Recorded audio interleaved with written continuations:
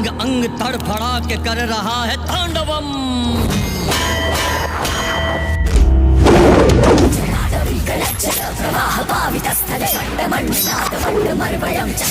तो नमस्कार प्रणाम दोस्तों, आप लोगों को फिर से एक बार राउत भोजपुरी भाई यूट्यूब चैनल में स्वागत है। दोस्तों, खेसारी लाल यादव जी का एक बहुत ही बड़ा फिल्म आ रहा है जिसको लेकर पवन सिंह भी बहुत कुछ बोले हैं। वीडियो में आगे बढ़ने से पहले आप लोग चैनल पर नए हैं तो चैनल को प्लीज सब्सक्राइब कर लीजिए, क्योंकि ऐसे ही अपडेट वीडियो आप सभी के लिए लाता रहता हूँ।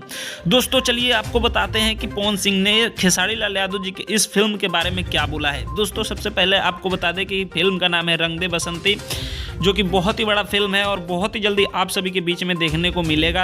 आपको बता दें कि ये फिल्म का सिर्फ और सिर्फ अभी टीजर रिलीज किया गया है। जी हाँ दोस्तों, आपको बता दें कि सिर्फ ऑफिशियल टीजर रिलीज किया गया है और इस फिल्म को आप लोग देख सकते हैं बहुत ही जल्दी, यानी कि बहुत ही जल्दी ये रिलीज भी किया जाएगा। इसका टेलर, अभी फिल्म रिलीज नहीं बल्कि टेलर रिलीज किया जाएगा, ये तो बस टीजर है।